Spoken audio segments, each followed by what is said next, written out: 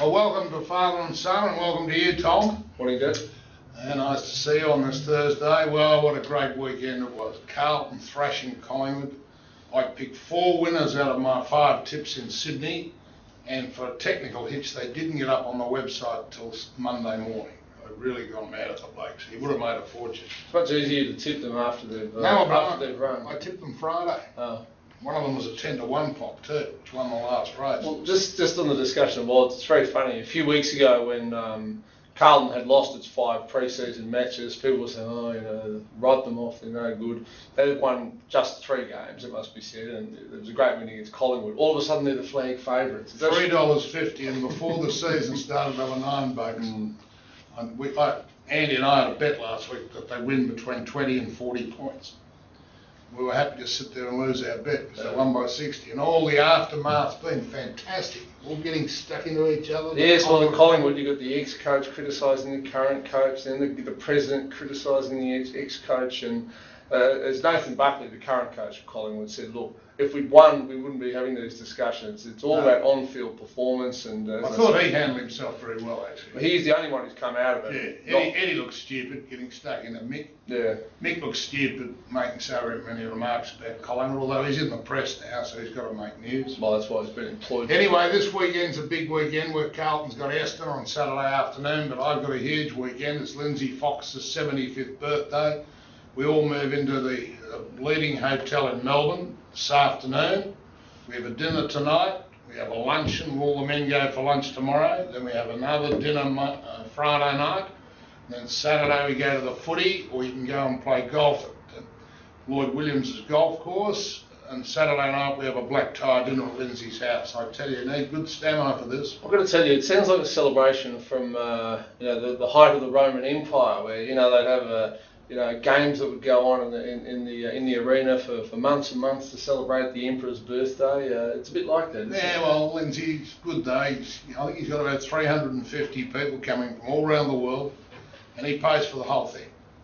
And to think he takes over the whole hotel is quite amazing. Anyway, it'll be a great atmosphere, and we'll renew a lot of good acquaintances, and I'll go to the footy with Lindsay for a change, so that'll be fun. Now let's talk about things a bit more serious. Interest rates. It's very interesting. There's been a lot of criticism both from unions and from agencies of business on the Reserve Bank. They should have cut rates. You and I have been saying it now for a while. And now I see this morning the Prime Minister's come out and said, well, we're cutting back expenditure. We're going to have a budget surplus. You boys ought to start reducing the rates so that monetary policy can give us a bit of a lift. Well, but that is a very strange argument by the Prime Minister. I mean, because on one hand, by cutting back spending and cutting back government borrowing and going back to a surplus next year, that is a contractionary fiscal policy.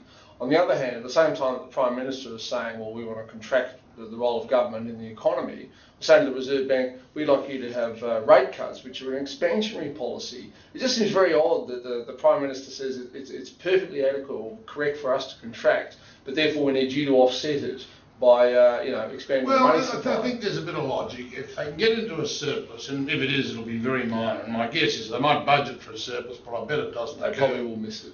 But if they can do that, if there is a downturn, then Australia's a lot better off if it's running in surplus than big deficits like we've got at the moment. So I think it's important, because I think they've overspent far too much. Oh, there's no doubt about it.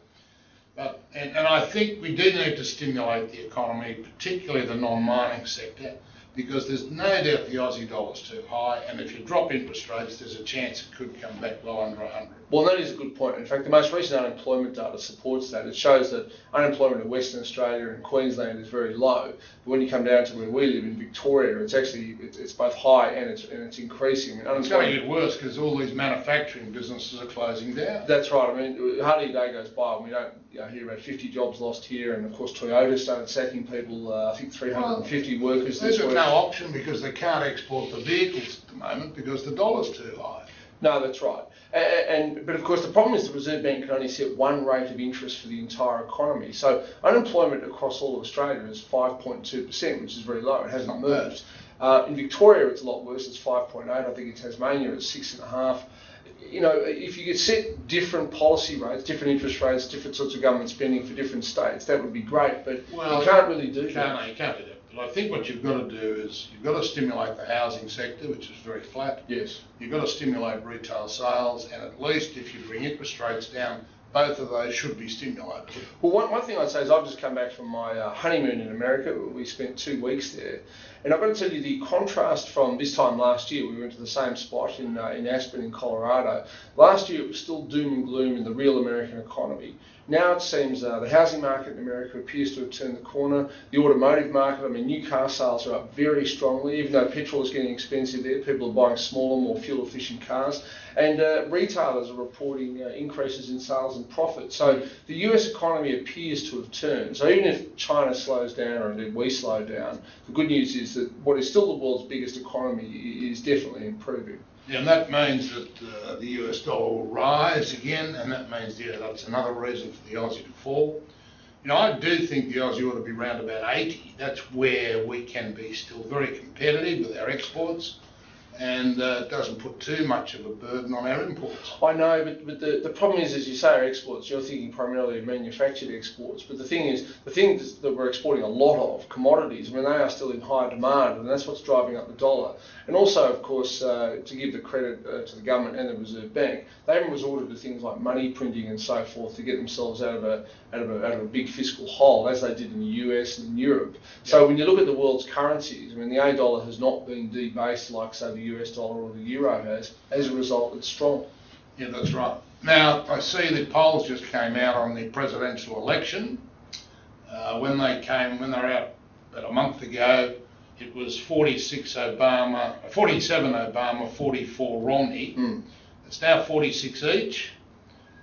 So, you know, if the US economy improves going on to the election, which will be usually on Melbourne Cup Day, that's probably going to help Obama a bit. There's two things Obama will do. I mean, there's the economy, of course, that'll just happen irrespective of anything what the president does, but he'll be hoping, obviously, it gets better. And secondly, a policy that's also being followed here in Australia is to start pulling troops out of Afghanistan. There is no stomach for the war anymore in America, and even today there's some new terrible stories of US soldiers posing beside dismembered Afghan bombers and things. I mean, it's not the look that you want. Julia Gillard has announced an early pull-out of Australian troops. It's probably a bit cynical. It will coincide with next year's election, and I suspect that Obama is going to do the same thing, irrespective of how the war in Afghanistan is actually going. I think it's 10 or 11 years they will have been there. It looks to me as though it's been an absolute waste of time, effort and money, and we've lost 32 Australians. It is astonishing. I mean, Vietnam went, for the Americans at least, from 65, I mean, they were there earlier, but the big introduction of troops was 65 through to about 72. I mean, that was 7 years. World War II for Americans was over and done with in 4 years. And yet here's Afghanistan. I mean, it's now over 11 years. I mean, it's really quite something, isn't it? Yeah, terrible thing. All right, that's about it for the week. We'll be back next week, Tom. Hopefully the Blues will have had another win. They'll probably be down to $2.50 for the flag. See you all next week.